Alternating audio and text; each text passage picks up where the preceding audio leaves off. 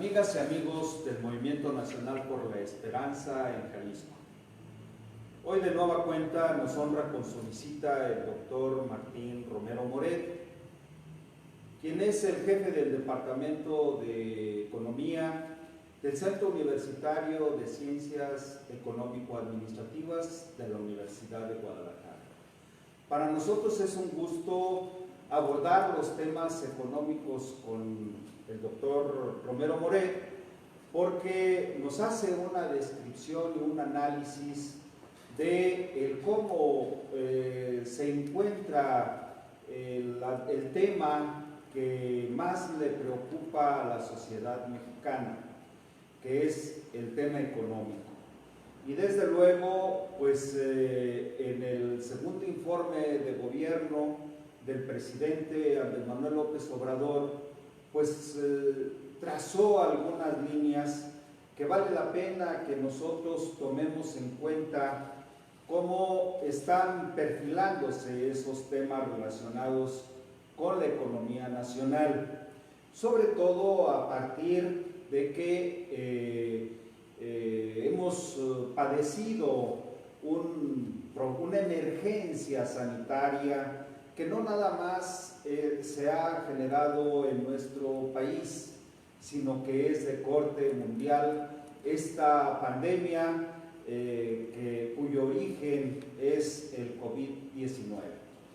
En ese orden de ideas queremos iniciar esta charla, este conversatorio con el doctor Martín Romero Moret, a efecto de que nos plantee algunos aspectos que tienen que ver con la crisis sanitaria, pero sobre todo con la crisis económica, doctor Martín.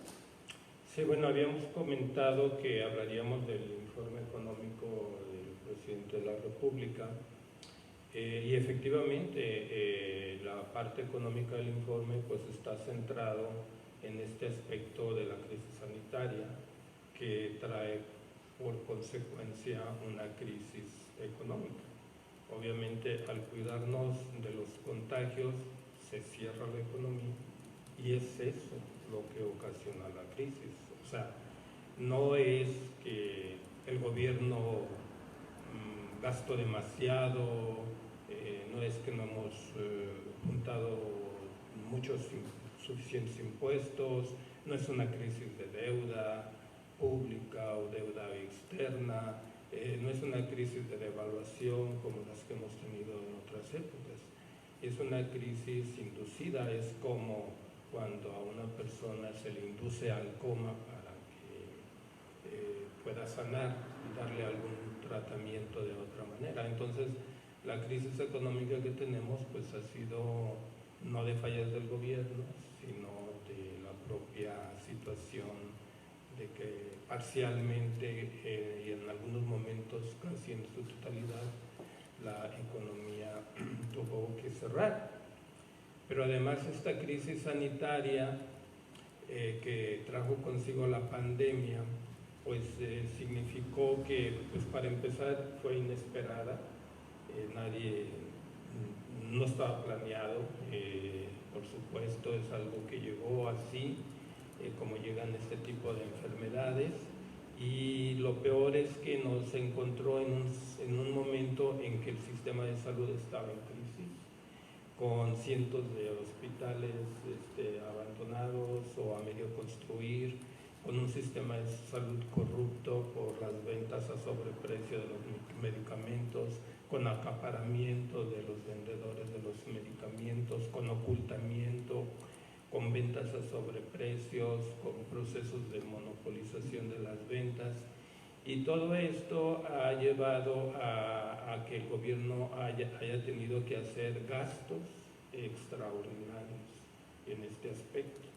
Y afortunadamente, pues gracias a las medidas de ahorro, a las medidas de austeridad y a una serie de medidas que ha tomado el gobierno, ha podido salir adelante para poder enfrentar esta crisis sanitaria, tratando de arreglar sobre el camino todas las deficiencias, equipando los hospitales, comprando los medicamentos, contratando personal médico. Se contrataron según el informe, unos 47,000 personas relacionadas con la atención en la salud. Se han tenido que estar comprando ventiladores, se han tenido que estar comprando medicinas, medicamentos, y ahora pues nos espera también el gasto de lo que nos van a costar las vacunas. En ese orden de ideas, querido doctor Martín Romero Moret, hay un aspecto que nos llama la atención, sobre todo en el mensaje del presidente el día de hoy por la mañana, en donde mencionaba él que se cumplió con el objetivo de la venta de los cachitos para lo que se denominó la venta del avión presidencial. El producto de esa venta de los cachitos, lo señaló enfáticamente el presidente Andrés Manuel López Obrador, que se van a destinar a la compra de equipos, un equipamiento para esos hospitales que se les ha denominado COVID, hospitales COVID. Pero sobre todo llama la atención porque él hacía alusión que más de 2,000 millones de pesos serían invertidos para ese equipamiento de los hospitales que dejaron las administraciones pasadas en un completo abandono, en un desmantelamiento que verdaderamente se vio congestionado y sobre todo que en esta emergencia sanitaria, pues pese a que tenemos un sistema de salud, pues no ha sido del todo suficiente como para resistir una emergencia sanitaria. Esto que usted está mencionando abona precisamente a que, merced al ahorro, a la austeridad, pues se ha podido sostener este problema de pandemia en nuestro país. Sí, yo creo que lo que mencionas no es otra cosa que el enorme interés que tiene el presidente de solucionar de fondo el problema de la salud en México. Porque para empezar, semanas antes de que empezara esto de la pandemia, el presidente ya había iniciado un recorrido por todo el país visitando todas esas instalaciones, las que funcionaban, las que medio funcionaban, las que estaban abandonadas, de manera que cuando empezó la pandemia el presidente tenía un completo conocimiento de cuál era la situación del sistema de salud en todo el país. Y bueno, pues desde entonces había él ya lanzado la idea del sistema público de salud gratuito, de atención gratuita, el INSABI, medicinas gratuitas. Ese es el proyecto de él, un verdadero sistema de salud como una vez lo tuvimos en México, cuando el Seguro Social era una institución de talla mundial allá por los años 70, todavía yo recuerdo que tenía un enorme prestigio, estupendas instalaciones, estupendo equipo, excelente funcionamiento. Y eso es lo que el presidente quiere volver a traer para el beneficio de los mexicanos, y el uso de estos recursos fruto de esta rifa pues lo dice, ¿no? O sea, el presidente quiere equipar muy bien a todos esos hospitales, que den muy buen servicio, pero incluso está abriendo nuevas escuelas de medicina, porque él se da cuenta del enorme déficit que tenemos de médicos y enfermeros y enfermeras en el país. Desde luego que esto traerá como consecuencia el alineamiento de todas las instituciones de salud hacia un sistema de salud nacional como es el INSABI. Eso significa duda que va a ser la confluencia de todas las instituciones de salud que le puedan dar atención gratuita en todos los niveles al pueblo de México, pero sobre todo también con medicamentos gratuitos, pero lo más importante, con una muy buena administración, doctor. Sí, cuando el sistema de salud se maneja con limpieza, con eficiencia, puede ser estupendo porque las compras de las medicinas, las compras de los equipos se pueden hacer de manera consolidada a muy bajos precios, además que el mismo sistema de salud puede generar sus propios laboratorios o impulsar aquellos privados, pero ya con ventas aseguradas para el servicio de salud pública. O sea, tiene un enorme potencial y ojalá que pronto todos los mexicanos lleguemos a tener un sistema público de salud que elimine este doble gasto en el que incurrimos los mexicanos desde hace mucho tiempo, de que por un lado con nuestros impuestos y descuentos pagamos un sistema de salud público al que no vamos porque el servicio es muy malo y lo tenemos que pagar por fuera, y así hemos estado haciendo con muchos aspectos. Pagamos una policía que no nos protege, pagamos por la seguridad, pero nosotros tenemos que pagar por nuestra propia seguridad o tenemos que pagar por nuestra propia educación, porque el servicio educativo a veces no es lo que nosotros esperamos de él. Incluso siguiendo con esta misma línea de observancia en cuanto a la materia económica, nos percatamos de que en una crisis pues evidentemente hay una paralización económica en el Producto Interno Bruto. Sí, el presidente en su informe dijo que en este semestre habíamos caído a un 8% del Producto Interno Bruto. Se habían perdido 1 millón de empleos. Y bueno, pues no es para menos, porque si tú cierras tu economía, si pones a la gente en cuarentena, básicamente durante varias semanas lo único que estuvimos consumiendo fueron alimentos.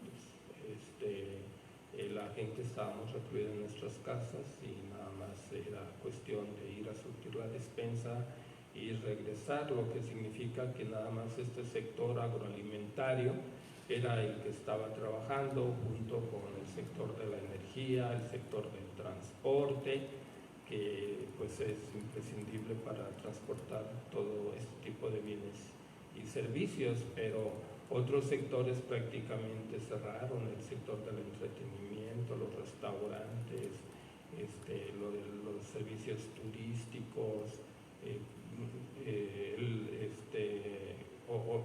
no se hable de las manufacturas, ¿no? Las manufacturas también tuvieron una caída muy drástica.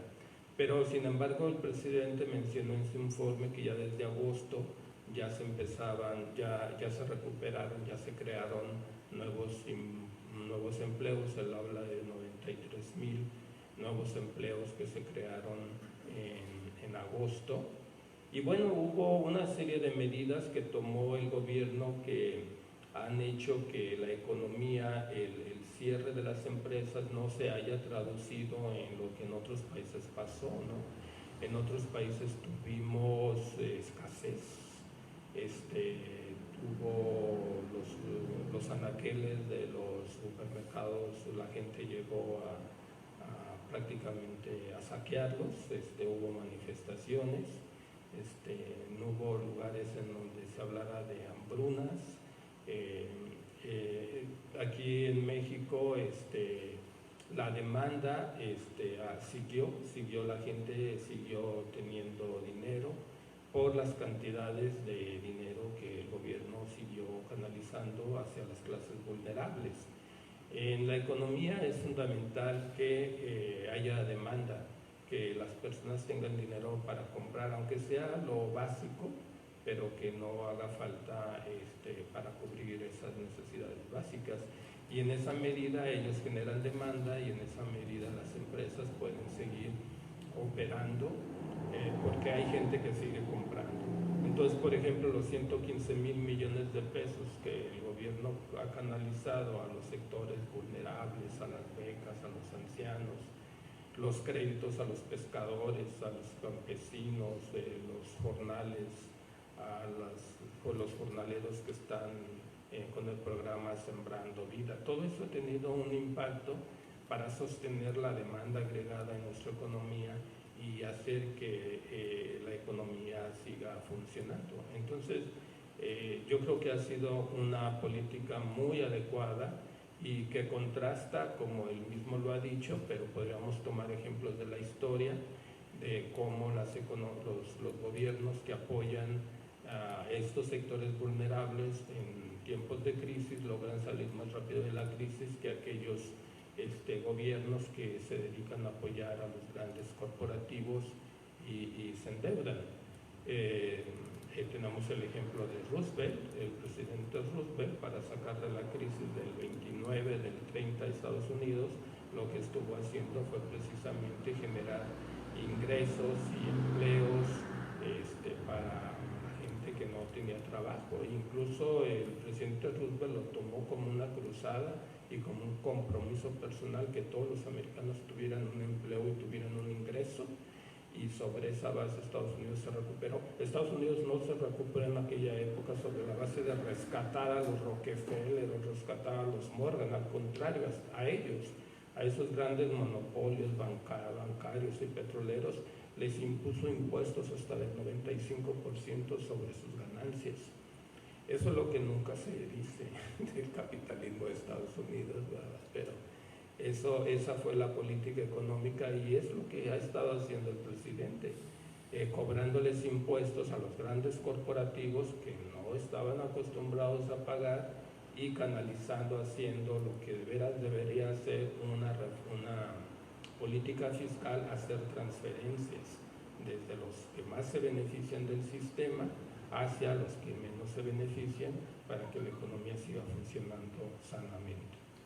Hay también otro aspecto que ha destacado el presidente Andrés Manuel López Obrador, y es a la heroicidad de los mexicanos que viven allende en nuestras fronteras, es decir, a nuestros paisanos que están viviendo en Estados Unidos y que las remesas que han estado enviando han servido también para contener ese fenómeno de crisis y que no decaiga la capacidad de compra, de tal suerte que desde que inicia la pandemia, desde que inicia el problema de la emergencia sanitaria, se han visto incrementadas mes a mes las remesas de nuestros connacionales en Estados Unidos o en otras latitudes. Sí, efectivamente es de agradecer todo el esfuerzo que han hecho nuestros paisanos por el envío de estas remesas y que el presidente las calculó con datos del Banco de México para este año en unos 40,000 millones de dólares. Superior al año anterior. Ya quisiéramos que nuestro sector exportador generara esas divisas en términos netos. Hemos tenido superávit en nuestra balanza comercial, pero muy lejos de las cantidades de remesas que están enviando nuestros paisanos. Entonces, gracias a ellos podemos pagar nuestros compromisos internacionales y gracias a esas remesas, pues muchos conservadores que están en contra del régimen pueden andar en sus autos de lujo que son de importación, porque si no llegaran esos dólares no podremos comprar autos de importación con pesos. Pero hay otro detalle que también vale la pena que lo mencionemos. Estas políticas sociales del régimen actual pues no les cae nada bien a los grandes empresarios, porque estaban acostumbrados a que el rescate o que si había endeudamiento para un rescate fuera canalizado para los que más tienen. Y ahora el presidente volteó la mirada a un segmento de la población que es del 70% de la población que menos tiene. Sí, lo que pasa es que estos sectores ultraconservadores son tan ciegos que no entienden que a veces estas políticas también tienen la finalidad de rescatar al capitalismo de los capitalistas. ¿Por qué? Porque generando demanda de parte de los sectores más vulnerables, pues está rescatando a las empresas que producen y venden los productos.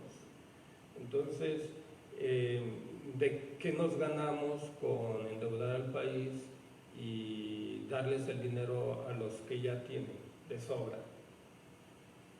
¿Qué nos ganamos con decirles a las empresas no paguen sus impuestos? Si la gente no tiene para comprar, las empresas tarde o temprano van a cerrar. Además, si no pagas impuestos, si no ganas, si no vendes, pues ¿qué impuestos vas a pagar? Los impuestos se pagan sobre las utilidades. Entonces, son ciegos, sumamente egoístas, como lo fueron muchos sectores o varios sectores del capitalismo de Estados Unidos que no entendían las políticas de Roosevelt, de que estaba tratando de salvar al capitalismo de los mismos capitalistas que lo habían hundido con todas estas especulaciones en la bolsa de valores, Wall Street. Esto sin duda nos hace advertir que desde luego que el pago de los impuestos que venían evadiendo, que venían incluso eludiendo y hasta defraudando, pues ahora han sido pues lo que verdaderamente le ha dado también al régimen del presidente Andrés Manuel López Obrador la suficiente calidad moral para decirles: ustedes cumplan con su función, que es la de promover la empresa, la de generar riqueza, pero no podrá haber exención de pago de impuestos, ni condonación de pago de impuestos, ni evasión de pago de impuestos. Yo creo que también eso debe de ser algo que ya no puede dejarse para que sigan haciendo de las suyas. Sí, cuando un presidente, y es honesto, cuando un presidente no lo puedes acusar de corrupción, tiene autoridad moral para exigir a los demás que hagan lo mismo.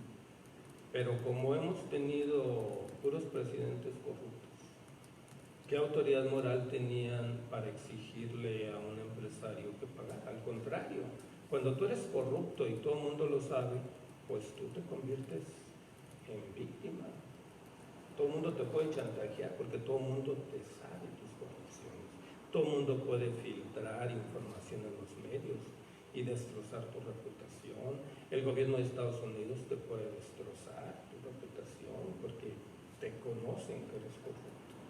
Pero si no lo eres, pues entonces tienes autoridad para exigir que nadie lo sea. Y por eso a estas empresas no les ha quedado más remedio que pagar sus impuestos, porque aquí no hay posibilidad de arreglo, ¿no? Pues porque era muy fácil anteriormente que una empresa dijera: pues mira, pues ahí te doy por abajo del agua tantos miles de millones de pesos o tanto dinero, y tú ya te haces como que no ves y como que no te debo.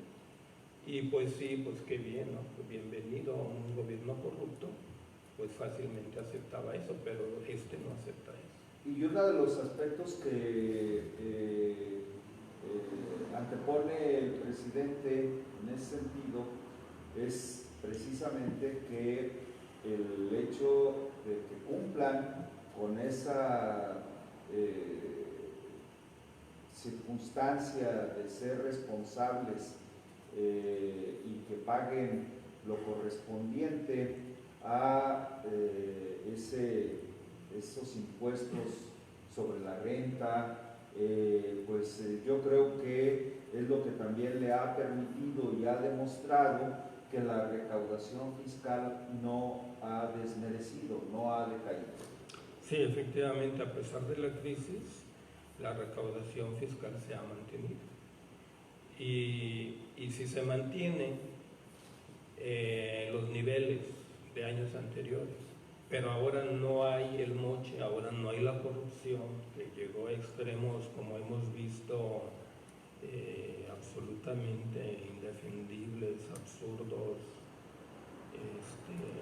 pues ahora ese significa un ahorro para el gobierno, que pues el gobierno lo está contabilizando en más de 500,000 millones de pesos. Los ahorros es un gobierno austero, que ha ahorrado esa cantidad, nos roban, y se usa el dinero de manera más eficiente, aunque se mantenga la misma recaudación, pero ahora rinde más el dinero.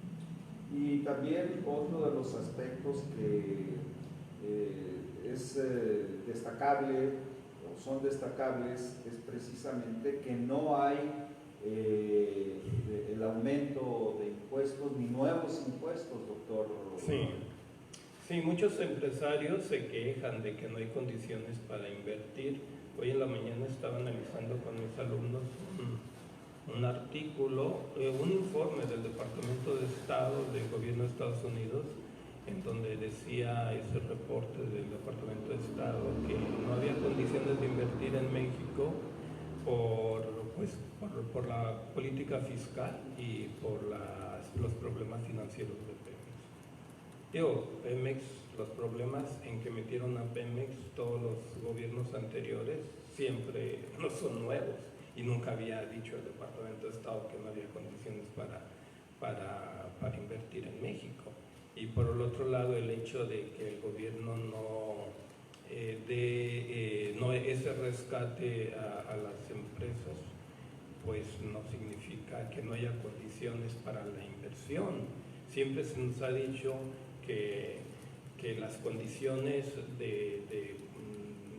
las condiciones para que haya inversión están dadas por el control de las variables macroeconómicas, y todas las variables macroeconómicas han estado controladas desde el inicio de esta nueva administración: baja inflación, el control del tipo de cambio, el control de los gastos del gobierno, no hay déficits fiscales, no hay problemas de deuda, no hay sobreendeudamiento.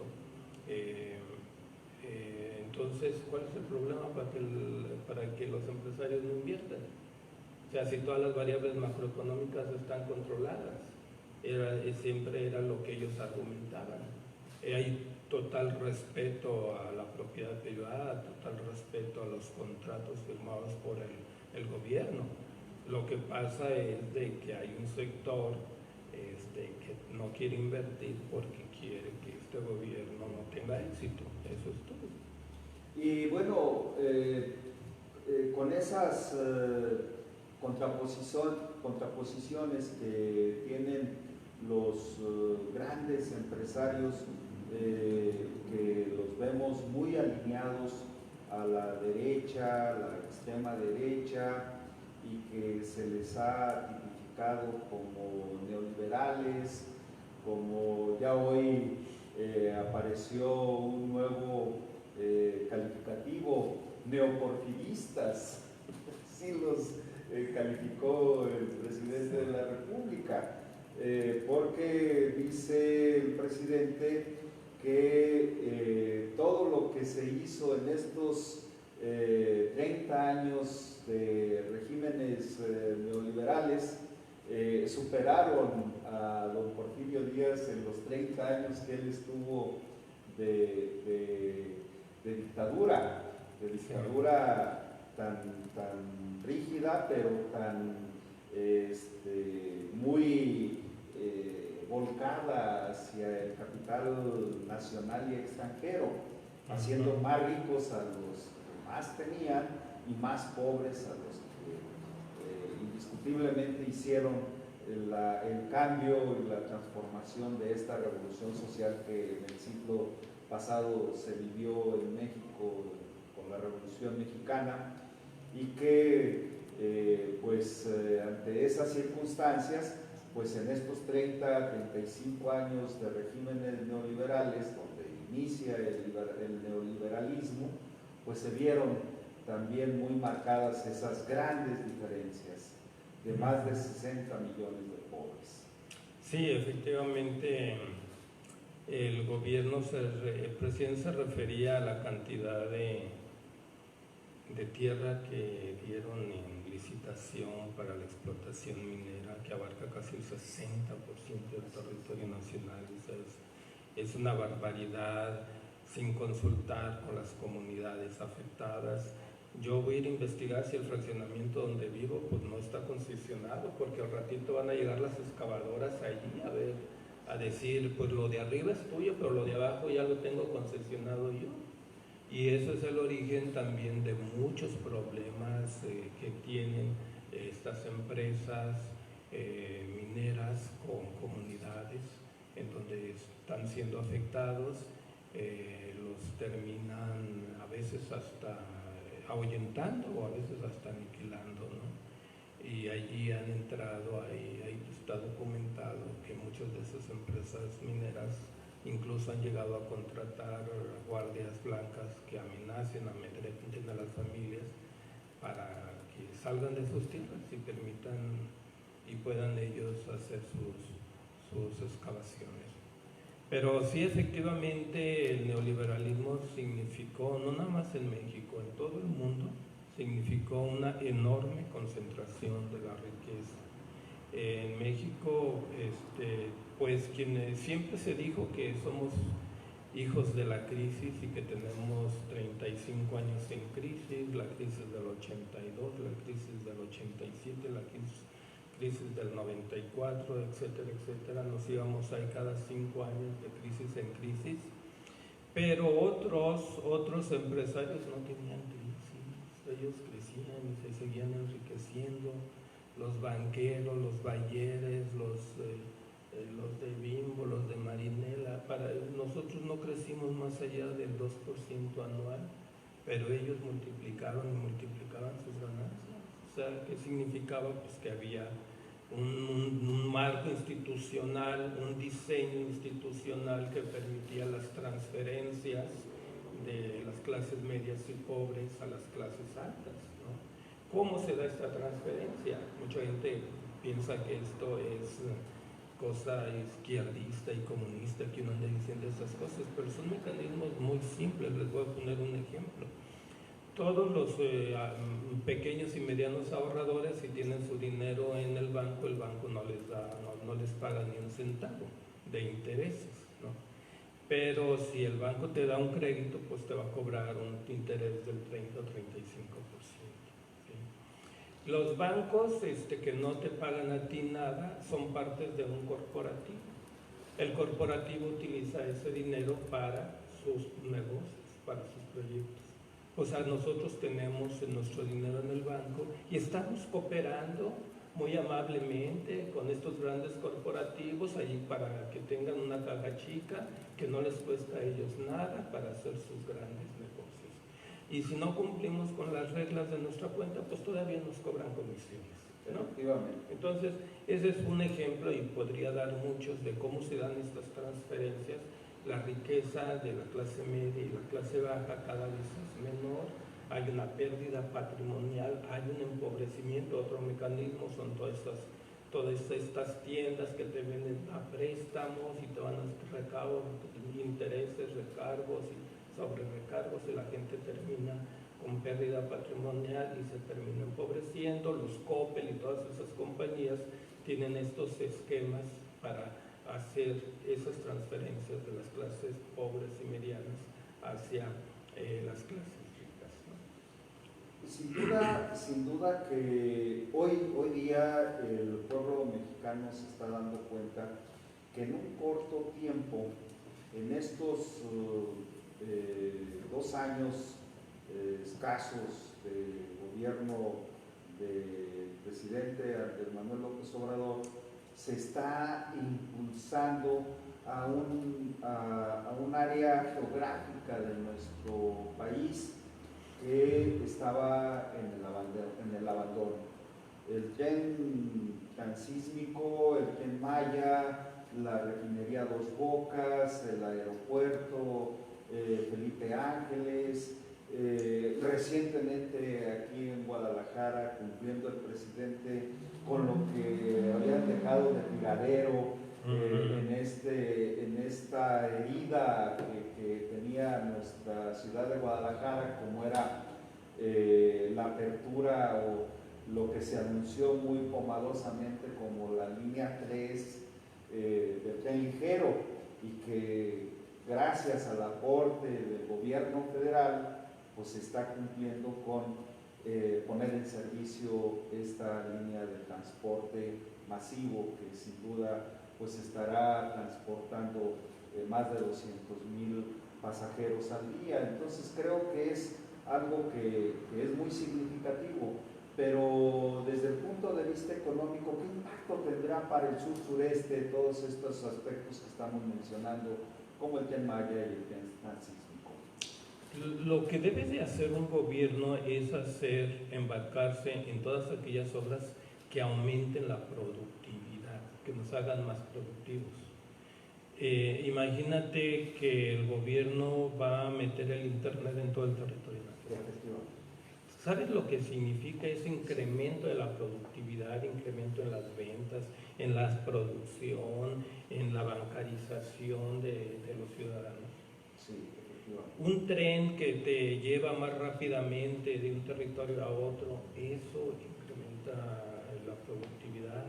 El tren, todo el tramo del Istmo de Tehuantepec que conecta un océano con el otro y que agiliza. ¿Desde cuándo no se hacen grandes inversiones en puertos en este país? Bueno, pues, todas las inversiones se detuvieron desde los años 80, desde López Portillo. Se detuvo la construcción de infraestructura, de puentes, de caminos. Lo que se hizo con Salinas, pues lo pagamos nosotros y no lo vendieron y lo seguimos pagando. Pero, o sea, estas obras que está haciendo el gobierno tienen un impacto sobre la productividad. Las refinerías, la modernización de las refinerías, pues eso sí significa que podemos procesar el petróleo, podemos producir derivados. Todavía en el periodo de López Portillo, además de explotar el petróleo, pues inició el complejo de la Cangrejera, que era la petroquímica secundaria, era darle valor agregado al petróleo. Pero ¿qué hicieron los neoliberales? No continuaron con ese proyecto. Nos regresaron a la época colonial de ser puros exportadores de materias primas. Ahí vale la pena que puntualicemos algo sobre las refinerías. Yo recuerdo que la última refinería que se hizo fue en el gobierno de López Portillo en Cadereyta, y de ahí en más son 6 nada más las refinerías, y estos gobiernos neoliberales las dejaron caer. Habrá que decirlo que también los altos niveles de corrupción en Pemex, que ahora se han destapado gracias a que está operando el señor Emilio L., pues verdaderamente se están generando todas estas visiones que se daban en el pasado y que estaban muy ocultas. Haciendo un parangón entre las 6 refinerías que tenemos en México, funcionando quizá a menos del 50% de su capacidad, y hoy día ya rehabilitándose van a producir más, pero contra las 130 refinadoras que hay nada más en el estado de Texas. Entonces quiere decir que es un negocio. Claro. Y critican al presidente con la refinería Dos Bocas que está impulsando, y que seguramente en los 2 años posteriores estará funcionando a toda su capacidad. Así es. No, los conservadores con esas críticas, pues es realmente, no sé, risible, vergonzoso que critiquen esas políticas. Es como decir, queremos que nuestro país siga siendo puramente exportador de materias primas, como lo fue durante todo el periodo colonial, durante el porfirismo. No queremos que nuestro país se industrialice, no queremos que procese fertilizantes y todos los derivados que se pueden sacar del petróleo. Queremos seguir con la dependencia. Bueno, ellos quieren, es su modelo de desarrollo, y su modelo de desarrollo no lo quiere este país, no lo quiere este pueblo, y pues van a tener que vivir con ello. Y luego también hay otro detalle que, por ejemplo, podemos nosotros en este momento decir que seguimos pagando la deuda del FOBAPROA, es decir, el rescate bancario todavía lo estamos pagando. Y si consideramos cuánto puede transcurrir de tiempo, quizás hasta en el 2050 estaremos apenas saldando la deuda del FOBAPROA. Y eso verdaderamente como lo legitimaron con el Instituto de Protección al Ahorro Bancario, el famosísimo IPAB. Entonces todo ello pues para nosotros ha sido sangrías muy exageradas, desconsideradas, insultantes, porque además también recordemos, querido doctor, que quienes privatizaron luego eran servidumbre a los que rescataron. Por ejemplo, el presidente, si mal no recuerdo, el expresidente Ernesto Zedillo después fue ejecutivo de los ferrocarriles. Y eso es verdaderamente insultante, eso es verdaderamente vergonzoso, y eso la población internacional y nuestro pueblo también lo advertía, pero como vivíamos pues siempre al amparo de lo que dijera papá gobierno, pues no se decía nada. Y ahora que se está descubriendo con este nuevo régimen, con este cambio de mentalidad del gobierno de la República, ahora sí podemos decir que estamos en una franca recuperación de todos esos valores que se habían venido desdibujando y perdiendo con los gobiernos neoliberales, doctor. Sí, estos gobiernos neoliberales cada año, cada trienio, cada sexenio le iban quitando más beneficios, más oportunidades a las mayorías, y así nos fueron cociendo como al sapo a fuego lento, y de manera que muchos jóvenes incluso no se dan cuenta pues piensan que nacieron en el neoliberalismo, piensan que las cosas son así y así seguirán siendo y es lo normal, pero cuando yo les hablo del estado benefactor que tuvimos antes, cuando yo les digo que yo a los 24 años tenía casa propia, viniendo yo de una familia muy pobre y muy humilde, pero ya a esa edad yo tenía casa propia gracias al Infonavit, que sí funcionaba efectivamente, no como ahora. Entonces se quedan para atrás, se echan para atrás, porque ellos saben que estudiantes de mi misma condición, pues probablemente nunca tengan casa propia en las condiciones actuales. Entonces hay que decirles cómo puede funcionar una economía que permite la movilidad social, una economía que crea escaleras para que la gente, no viniendo de cualquier condición social, pero con ganas de superarse, lo pueda hacer, y una economía en donde las escaleras las rompieron, nada más se quedaron ellos de los de arriba beneficiándose del gobierno, del presupuesto, de las posibilidades, de las oportunidades, de las becas, de todo. Entonces hay que explicarles. Afortunadamente yo que soy profesor y que yo viví el cambio de régimen del Estado benefactor al Estado neoliberal y que estoy viviendo ahora un cambio nuevo de régimen del neoliberalismo a este proyecto nuevo de régimen que empieza a consolidarse, pues yo puedo explicar perfectamente lo que es uno y lo que es otro.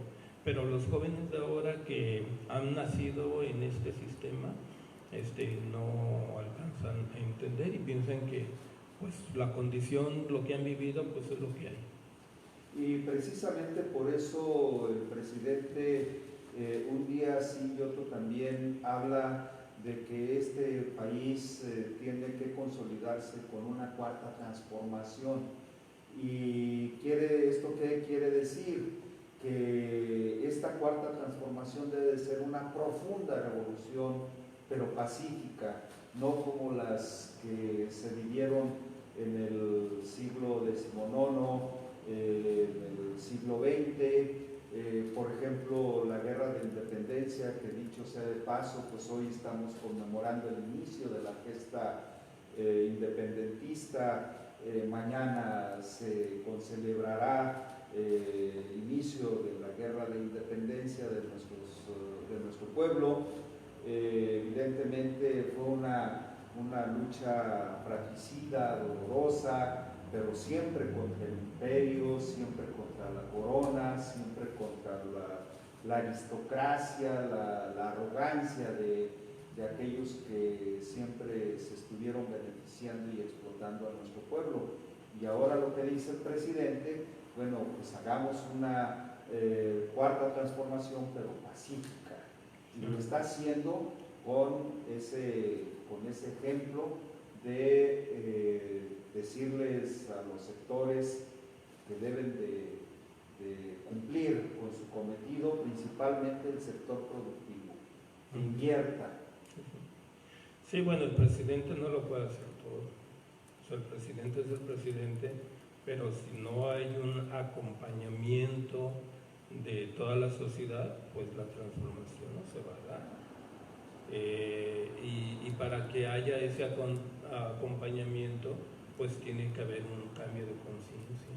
La gente debe de entender de qué se trata, de dónde queremos salir, por qué la corrupción nos ha dañado tanto, por qué la impunidad nos ha dañado tanto, por qué los extremos entre pobreza y riqueza para los dos lados generan perversión,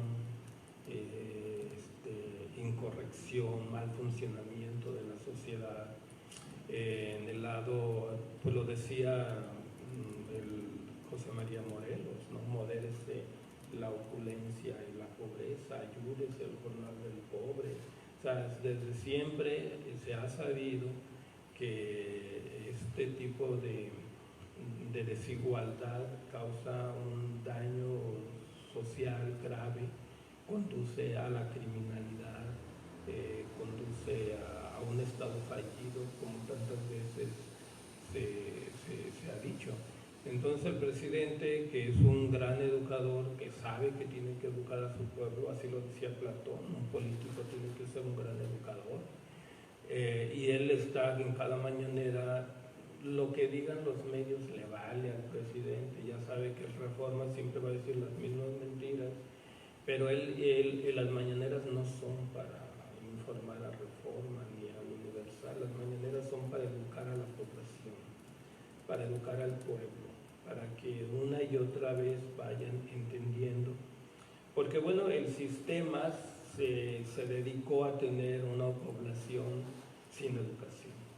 El sistema neoliberal no quería tener un sistema que funcionara, un sistema educativo, quería mantener a la gente en la ignorancia.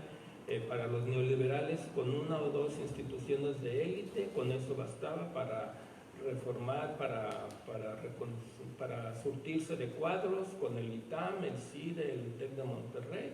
Con eso ya era suficiente para tener a sus cuadros que controlaban el aparato ideológico, económico, político de la nación, y todas las demás universidades salían sobrando, estaban de más, ahí denles para que no estén molestando, pero que no nos interesa cómo esté su sistema educativo. Si está peor, que bueno, entre peor esté el sistema educativo, mejor, porque nosotros queremos una población mansa y que a la hora de votar, pues voten por quien les diga Televisa, y una población altamente empobrecida para que voten por quien nosotros le digamos, a cambio de una copia fotostática de 500 pesos.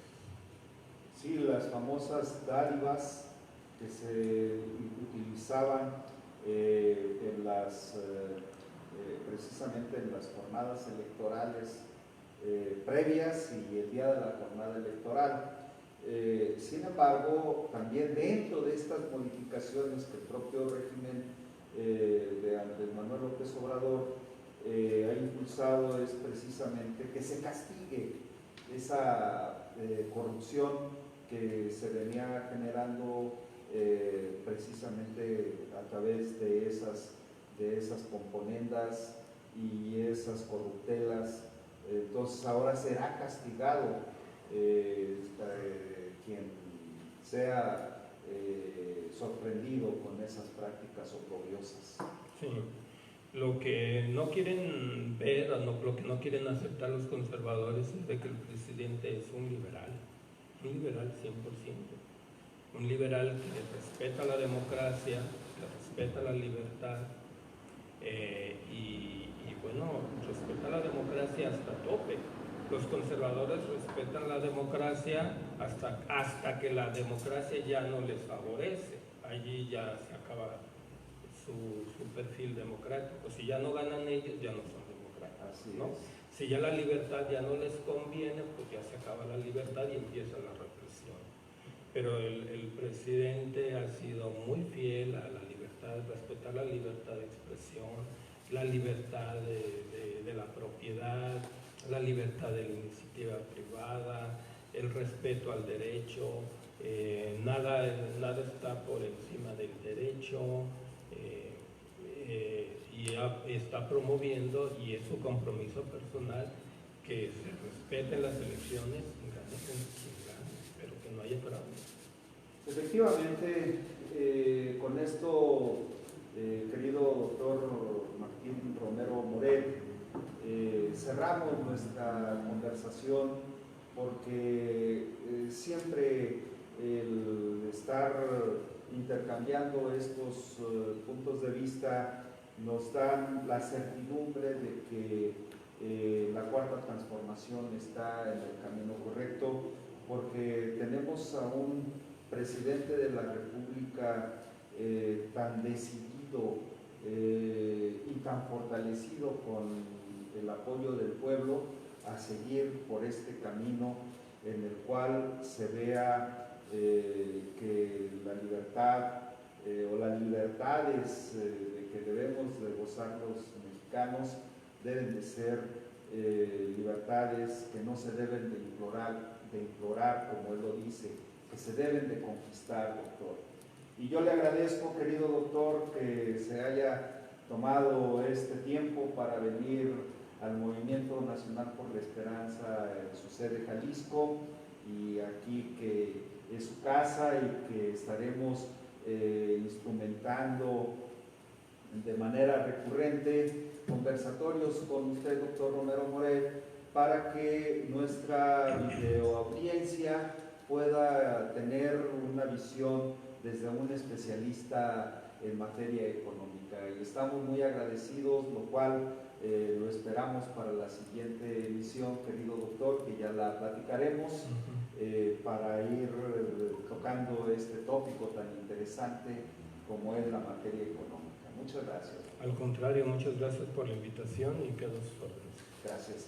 Amigas y amigos del Movimiento Nacional por la Esperanza de Jalisco, pues como siempre un gusto de hacer estas videocharlas, estos videoconversatorios que nos permiten dar algunos puntos de vista que nos ilustren, que nos muevan a seguir participando en este proyecto y en este impulso de la Cuarta Transformación, que está de manera señera, de manera contundente, impulsando el presidente Andrés Manuel López Obrador.